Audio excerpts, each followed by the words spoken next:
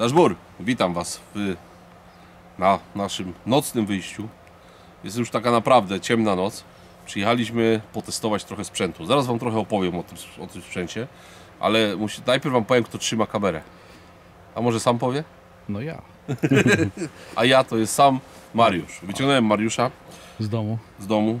W tą piękną kwietniową noc. Tak. Śnieżną. Śnieg pada. Słuchajcie, no nie wiem, czy to będzie widać w kamerze, ale pada śnieg. 1 stopień na plusie, szału nie ma. Dzisiaj 4 kwietnia. Przyjechaliśmy przetestować sprzęt. Tak naprawdę w kadrze macie macie 2 Raptory, jeden jeszcze zapakowany, drugi otwarty. Samochód zobaczycie w dalszej części materiału. Zapraszam Was oczywiście na wycieczkę do Radomia, bo tam zobaczycie trochę więcej na temat Raptora. Posłuchacie, jakim autem teraz jeździmy. Serdeczne pozdrowienia dla Leszka, Tomka i dla Bartka. No ale wróćmy do polowania. Jak widzicie, leży tu Kiplauf, nie bez przyczyny. Dlaczego?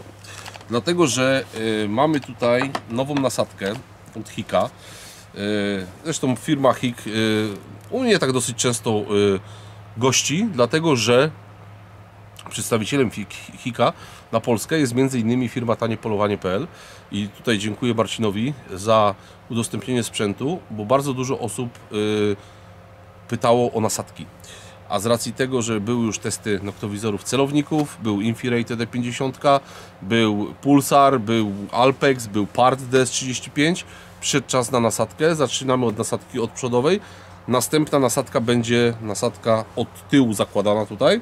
Oczywiście Part 007 SPLRF, tak się chyba nazywa, jeżeli nic nie przekręciłem, ale chodzi o tą nową.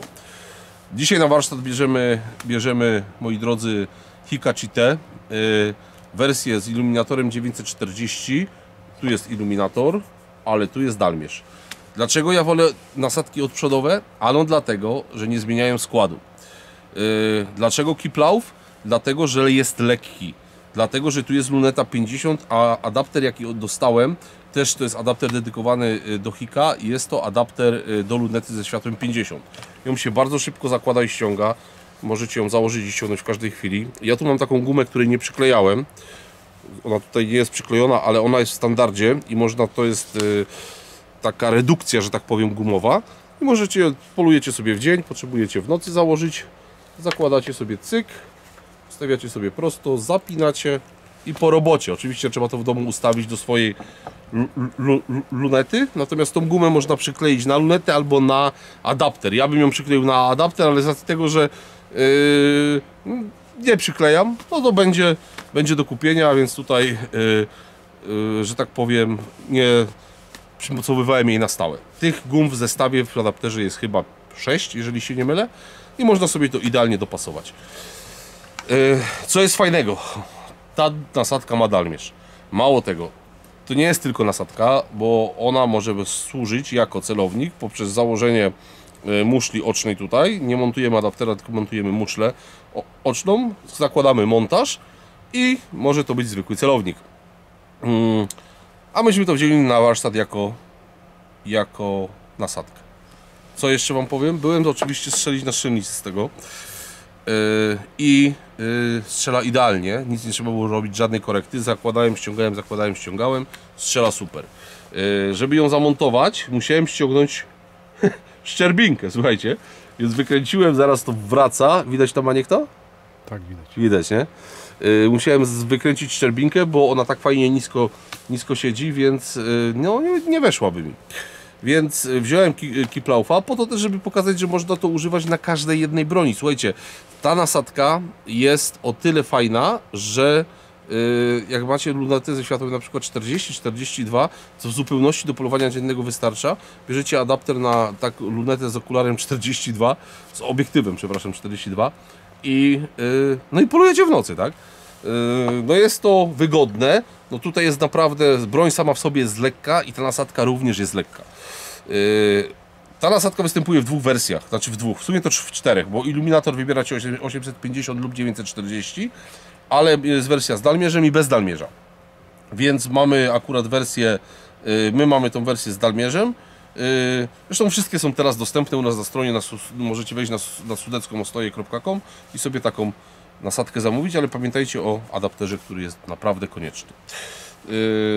No i co? My idziemy zaraz na polowanie, ale z racji tego odłożymy sobie tą broń na chwilkę tutaj. Chciałem Wam pokazać jeszcze jeden sprzęt, którego ja już używałem trochę wcześniej i były jakieś nagrania z niego w poprzednim odcinku, gdzie testowaliśmy celowniki. To jest lornetka Raptor, notabene leży na pace od Raptora i mamy tutaj Raptora. W takim oto opakowaniu on przychodzi. Wersja z obiektywem 50. Zobaczycie z nim sporo nagrań, ponieważ mam dużo ponagrywane. Jak będę montował odcinek, to powrzucam nie tylko z dzisiejszego wyjścia, ale również z poprzedniego. No robotę robi straszną.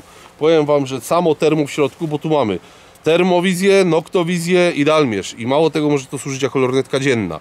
Oczywiście ma funkcję nagrywania, ma tą opcję Fusion, czyli nakładanie obrazu termo na noktowizyjny na termowizyjny albo aborotnie.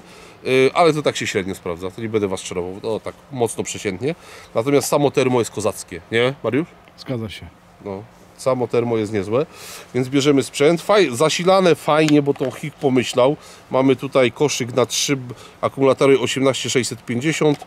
Ładujecie, w standardzie jest 6 akumulatorów od HIKa, więc, że tak powiem, słuchajcie, bo to trzeba odpowiednio włożyć, bo to nie jest takie proste. Gdzie to jest ten, no ma takie prowadzenie i trzeba sobie w to trafić. Ale teraz mi Mariusz po oczach świeci i nie widzę. Oświeć tu jeszcze. O. To chyba. Cyk, proszę bardzo. Więc i już zapięte. Więc powiem Wam, że no sprzęt niezły. Natomiast jedynym jego minusem jest gabaryt, no bo jak widzicie, ja nie jestem jakimś tam małym człowiekiem, natomiast to jest dosyć spore. Mam wrażenie, że jakby tutaj w środku był Falcon FQ50 na dwoje oczu, sprzęt naprawdę niezły. Więc weźmiemy sobie zaraz Raptorka. Oczywiście jak to będę montował ten materiał, to zmontuję Wam go tak, że podłożę głos swój, więc Wam trochę poopowiadam, co tam, jakie dystanse. Tu też mamy dalmierz. Chyba go tam za dużo nie używałem nawet, ale coś tam będzie pewnie widać. Także co, my ruszamy na podchód, bierzemy jeszcze pastorał. Bierzemy Kiełplaufa, przyjechaliśmy na takie trochę nieużytki, tutaj dziki strasznie buchtują. Poszukamy tych dzików, spróbujemy przede wszystkim je nagrać, no ale mało tego, ponieważ od razu Wam powiem, żeby nie było jakichś niedomówień, to wziąłem sobie dodatkowy iluminator. Tu mam iluminator Noxara, który zresztą też jest dostępny u nas na stronie, to jest wersja 940. Po to, żeby sobie doświetlić, ponieważ ja już tą nasadkę oczywiście sprawdziłem wcześniej, to nie jest tak, że przyjechałem tutaj na polowanie i od razu ją będę testował. Przetestowałem ją trochę wieczorem i powiem Wam tak, iluminator fabryczny szału nie robi, żeby nie było niejasności. Natomiast w momencie, kiedy już Wam muszę to pokazać, tylko wezmę broń. Jeżeli ja mam lunety, większość jak wiecie dobrze mam na szynach, więc u mnie to będzie problem z zamontowaniem tego, ale zakładając dodatkowy iluminator na uchwycie z HIKa, zakładając go na lunetę tutaj, czy tam powiedzmy z boku tutaj jakby był, czy z tej strony, to już nie ma znaczenia, ustawicie go sobie tak jak potrzebujecie i zakładając iluminator dodatkowy na lunetę tu, w tym miejscu, możecie doświetlić tak obraz, że zobaczycie sami. Ja będę doświetlał to z ręki, wrzucę broń w pastorał, jeżeli to oczywiście będzie co pokazać, jeżeli jakieś dziki będą, czy może jakieś jelenie, no zobaczymy, no to w tym momencie spróbuję doświetlić po prostu dodatkowym doświetlaczem, tym Noxarem. No przepaść jest w różnej jakości obrazu, jest straszna przepaść, więc tutaj na pewno ten iluminator, który daje producent, nie jest zły, ale do tego mu daleko, więc będziemy doświetlać, zobaczycie różnicę obrazu. No więc co, no więc bierzemy sprzęt. Jakbym miał tutaj lunetę bez szyny, to mógłbym swobodnie na tym uchwycie od HIKa zamontować iluminator tu i byłoby już całkowicie kozacko. Iluminator w kieszeń, broń na plecy, Raptor na szyję i idziemy płazić. Także kamera zostaje, od razu Wam powiem, kamera zostaje w aucie, nie będziemy jej brać. Weźmiemy sobie sprzęt. No i jak później oczywiście nam Hubert podarzy albo nie podarzy, to się spotkamy na samym końcu. A teraz przed Wami obraz z Cheety i obraz z Raptora. Także zapraszam na nocny materiał. Mamy obraz z Raptora. Jest tu chmara jeleni, którą naszliśmy po prostu. Była przed nami. I zaraz ta sama chmara w Cheetie. Tutaj będziecie mieli pomierzony dystans 170 metrów. One już nas oczywiście widziały, więc tutaj za długo nie postały. Ale tak 60-70 metrów do tych jeleni było i można sobie obejrzeć, jak w tym widać.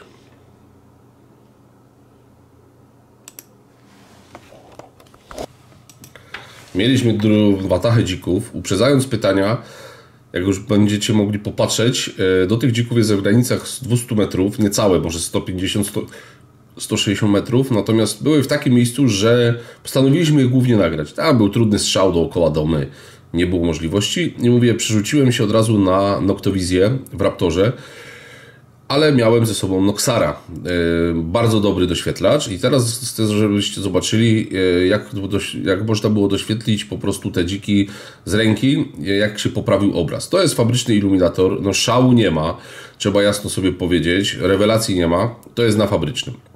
Natomiast tu już wchodzi nam Noxar i zobaczcie, co się dzieje. No jest maszyna, fakt, że jedną ręką trzymam lornetkę, drugą sobie próbuję doświetlić, ale chcę, żebyście zwrócili uwagę na to, że naprawdę robi robotę ten Noxar, no niewyobrażalną.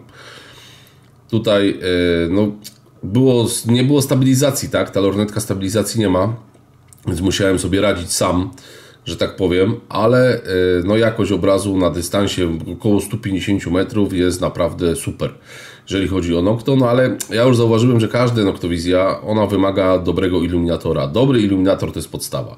No i tutaj, no zwróćcie uwagę sami teraz. Jakość obrazu jest naprawdę świetna, no, ale na fabrycznym jest przeciętna. Powiedzmy, jakby to było 100 metrów, 80, to byłoby inaczej. Natomiast tutaj do tych dzików było, tak jak Wam mówiłem wcześniej, grubo ponad 100 metrów. No i niestety, ale doświetlenie dodatkowe jest konieczne. Patrzcie, jaka jest różnica. Wszystkie strzałowe dziki. Fajna wataszka.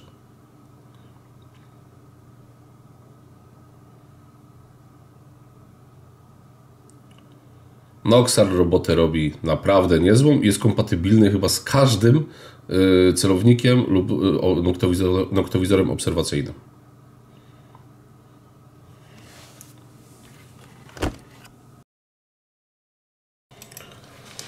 Mieliśmy Rudel Saren. Tutaj mamy fajnie, zaraz zobaczycie trzeciego rogacza. Tutaj mamy dwa rogacze w scypule. Na nas tu zobaczyły już czmychły, ale tutaj mamy w scypule jeszcze tego większego i tutaj już jest rogacz wytarty. Do tych saren jest około 100 metrów i zobaczcie, że normalnie widać parostki.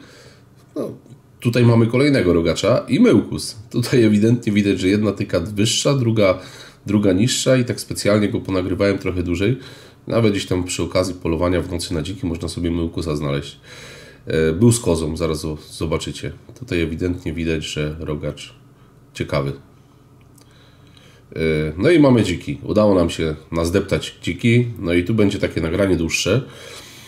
Była watacha 5 dzików. Oglądaliśmy je z godzinę. No masakra. Powiem Wam, że jedne były takie grubsze, drugie były bardziej szczupłe. No i na koniec udało się dzika wybrać, to już Wam mogę zdradzić.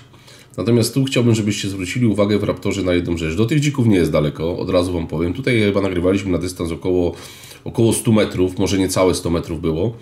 Ale zwróćcie na kontrast termiczny. Jak widać trawy, jak widać takie lebiody wyschnięte, one buktują na nieużytku. Widać, jak nam przewraca ten jeden. Szukają sobie pozostałości po nasion, które spadły z drzew. Szukają jakiegoś robaka, ale jak kontrast termiczny widać niesamowicie. Tutaj zobaczycie później, jak się przełączymy na cheatę, że w noktowizorze nie było tak widać. No one się nam tutaj przesuwają. Tam nagranie trwało bardzo, bardzo długo, ale myślę, że to taki obraz, żebyście mogli zobaczyć, jak tak naprawdę widać w tym Raptorze. No myślę, że obraz jest naprawdę, jeżeli chodzi o termo, jest żyleta. W dalszej części materiału zobaczycie obraz z Nokto, z niego. No, ale tutaj już chciałbym, żebyście zwrócili uwagę przede wszystkim na jakość termo.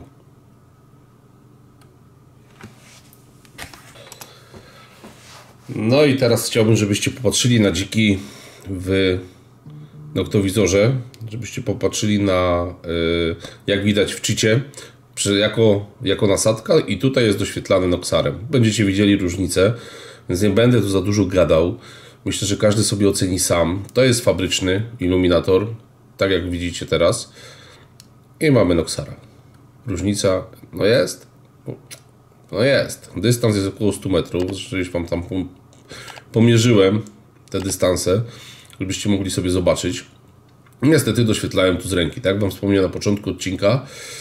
Można było zamontować, gdybym miał lunetę bez szyny, na uchwycie Hika na lunetę i byłby sztos. Natomiast tutaj zobaczcie sami, jaki jest fajny obraz. Jak wyraźnie widać, jeżeli się doświetli porządnym iluminatorem, naprawdę dobrym. Nie mówimy tu o iluminatorze kiepskim. Uważam, że i Noxar i iluminator X-Hawk to są dwa topowe produkty.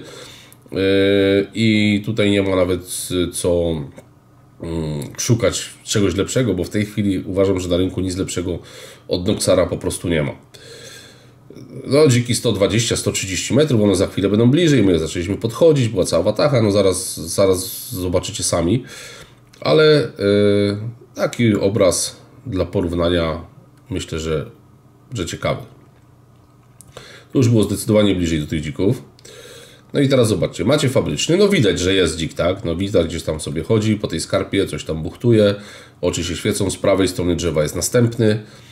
Natomiast tu zaraz jak wiedzie, no już tam się pod drzewem jeszcze jeden jest, jak się zaraz przełączy na Noxara, do drzewa jest 50 metrów, do tych dzików było powiedzmy 60-70, one były za tym drzewem, ale zaraz zobaczycie jak się przełączymy. Tutaj tamte dwa są dalej cały czas, tam gdzie były na początku, tu nam fajnie wyjdzie dzik na pole, 108 metrów do dzika.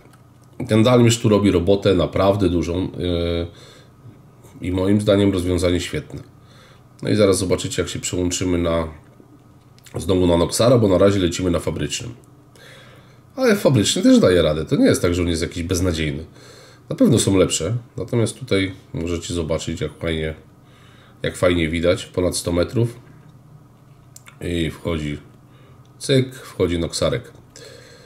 No jest bardzo, bardzo przyzwoicie. I chcę, jeszcze jedna bardzo ważna rzecz. Zwróćcie uwagę, że ta broń jest cały czas w pastorale. Ja wykorzystuję, jak wiecie dobrze, pastorał Blazera. Zobaczcie na stabilność. No to jest po prostu niesamowite. Stabilność tej broni jest w pastorale, porządnym pastorale, robi robotę no straszną. Ja mogłem sobie spokojnie nagrywać, jedną ręką trzymałem broń dopartą do ramienia, a drugą sobie Noxarkiem jeździłem. Teraz widać chyba różnicę.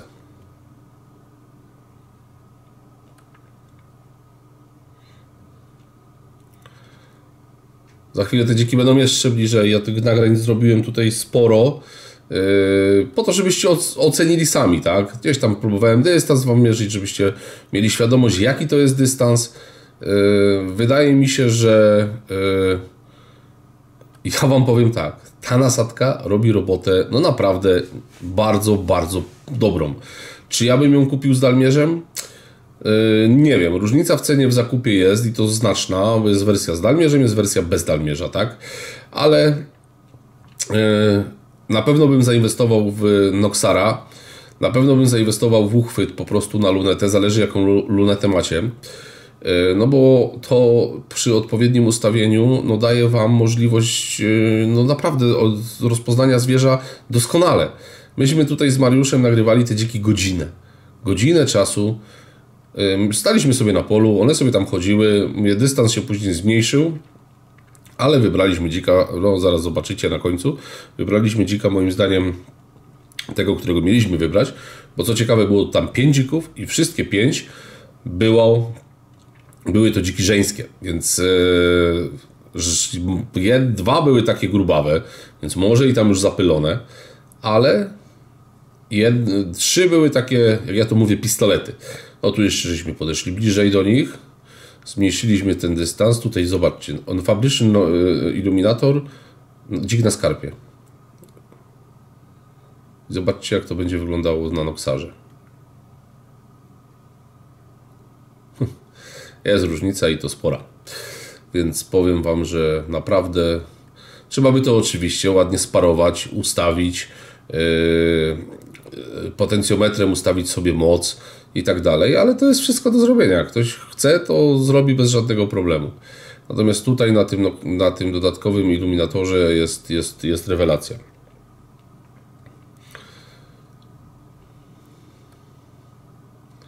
O, 89 metrów do dzika.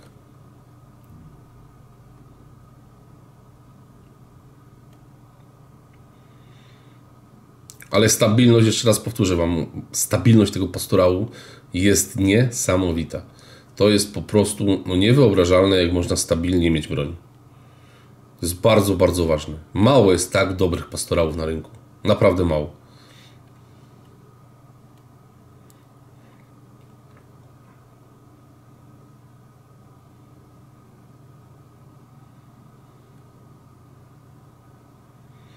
I tu już mamy znowu bliżej do tych dzików i w tych trawach. Zaraz zobaczycie. O, ten sobie po tej skarpie chodził. Zaraz szedł na dół. Poganiały się, cyk i wyszły na pole. Że ja zamiast się skupić na tych, co wyszły na pole, to się skupiłem na tym, co były w tych trawach. Ale zaraz zobaczycie.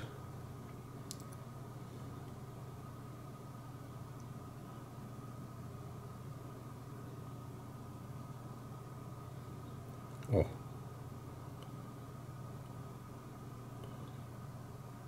I to fabryczny iluminator. I mamy Noxara.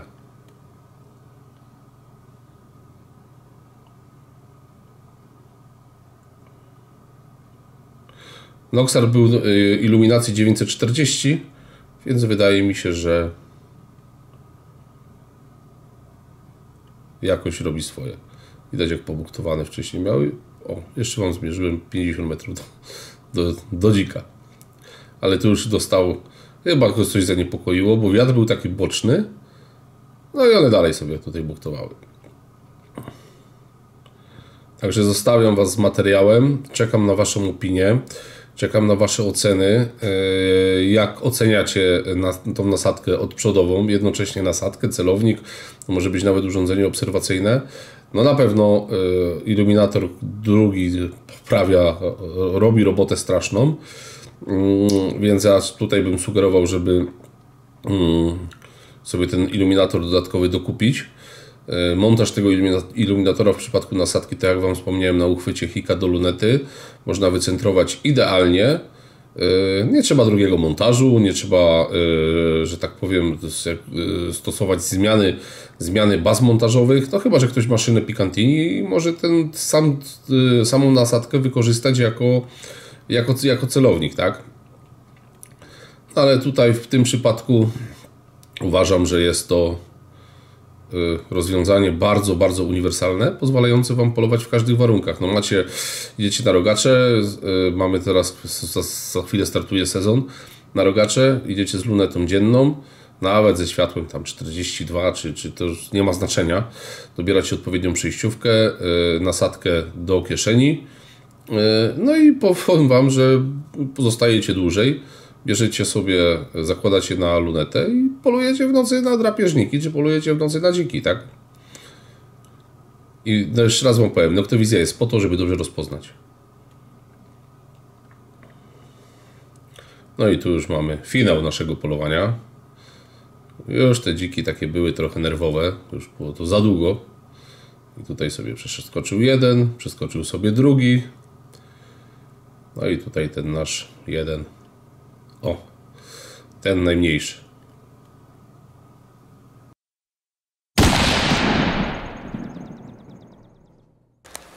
No i jak widzieliście, było zabawy z tymi dzikami, nie Mariusz? No nie wiem ile. Ale długo. Długo podchodziliśmy, nagrywaliśmy, doświetlałem tym Noxarem. Powiem Wam, że chyba nawet się bateria już w nim rozładowała. Nie, jeszcze działa, bo tu ma diodę zieloną, a tu ma potencjometr, ale działa. Także były dziczki.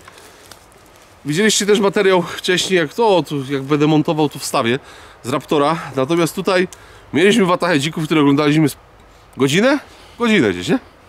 No pozwoliły nam, no. Tak. Cały czas były w harabaziach. I tym to było tak widać, jak było widać. W termo mieliście porównanie, było zupełnie inna bajka. Natomiast w Nocto to widać było po prostu krzaki. Ja chciałem, żeby były jak najbardziej na czystym. W końcu nam zeszły, przeszły przez taki wał, schowały się za tym wałem i mówię do Mariusza, ty, idziemy na tą skarpę. Wychodzimy, a one są. Idą i przechodziły i tutaj jest takie miejsce było, gdzie strzelałem. Miejsce było takie dosyć, to jest jakby stara, już nieprzejezdna droga, ale tak zbudowana przez dziki, że były na czystym. Część przeszła, ich było 5. I ten jeden się akurat zatrzymał. No złapałem na komorę, słuchajcie, oddałem strzał. Dzik został w ogóle. Także idziemy, zaraz wam go pokażemy. Już mogę światło zapalić, bo jesteśmy koło dzika. Proszę bardzo. Dziczek w granicach 23 do 25 kg. Trochę tu farby dużo jest, bo to strzelałem z 8, więc nie idealny świąteczny dzik. Strzelany za łopateczkę, także został w ogniu. To taki nieduży, że tak powiem. Ja idę poszukać, Mariusz, złomu. Mamy tu damy wiosenki. Położę ten pastorał, postawię tu. Tu mamy pierwszy.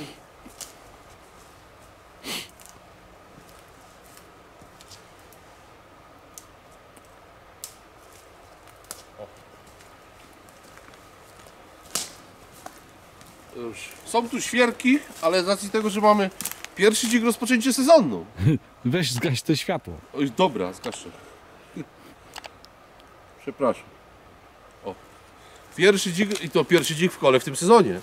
Chyba że kolega Kania coś strzelił. Damy mu ostatni kęs. Cyk.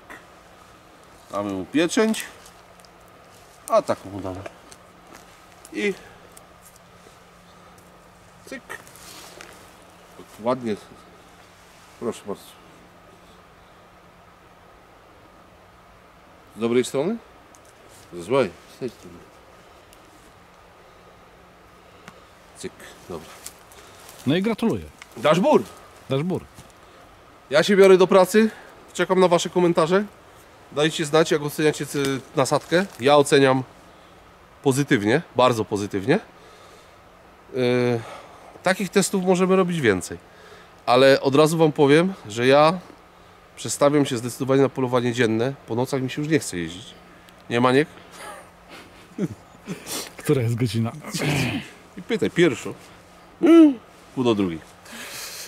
Pół do drugiej? No. Żeśmy się dosiedzieli. No, żeśmy się zasiedzieli. Więc nie, słuchajcie, powiem wam tak. Przestawiamy się na polowanie dzienne. Dużo więcej będzie polowania dziennego. Myślę, że już ta zima ustąpi.